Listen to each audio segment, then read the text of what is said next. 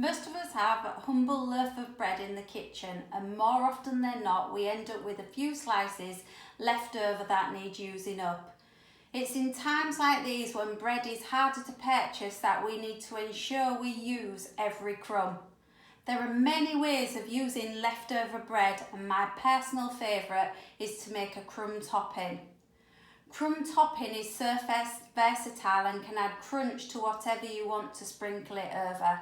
For example, fish, chicken breasts, cauliflower, pasta dishes, macaroni cheese, the list is endless. By adding a crumb topping, you're adding flavour to the dish as well as depth and texture at no extra cost, and makes the dish go further.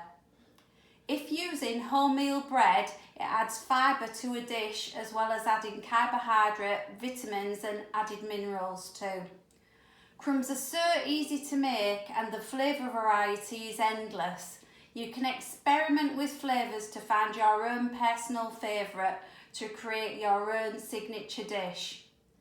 Breadcrumbs can enhance the presentation of an everyday meal and make it look like a gourmet dinner.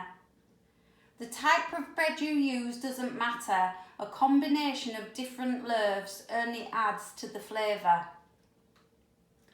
Ideally you are supposed to use dried bread, however you can use fresh bread and dry it out yourself on a low heat in the oven or even toast it. I've made crumbs with fresh bread and the end result is still absolutely fine. The crumbs don't have to be just a savoury option, they can be used as a sweet option too by adding sugar, cinnamon or even chopped nuts to the crumbs, and sprinkled over stewed fruit can make a delicious crumble. The crumbs can also be pan fried and used as a garnish to sprinkle over soups and salads. Any excess crumbs or crumb topping that may be left over can be sealed in a freezer bag and frozen for use at a later date. You don't need fancy equipment to make a crumb topping. Basically, you can grate the bread on a grater or you can use a hand blender. You don't necessarily have to use a food processor. Today, I'm going to use the smoothie maker to make some crumbs. Okay, so I'm going to put some bread into the barrel of the smoothie maker. 2 slices would be enough to make enough crumbs for 6 portions of salmon. And then I'm putting the blade onto the barrel. And you only need to whiz for a couple of seconds. And there you go, you've got nice fine crumbs.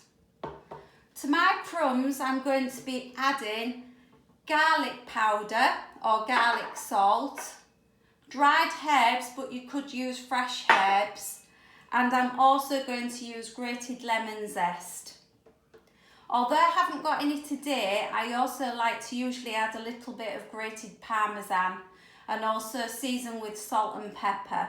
And then you would need to stir this crumb and then it's ready to sprinkle over the food item of your choice. Okay, I hope you've been inspired to have a go at making some leftover crumbs with your bread. Please give it a go and post your recipes online and show us what you've created for us all to see and possibly try ourselves at home. Thank you.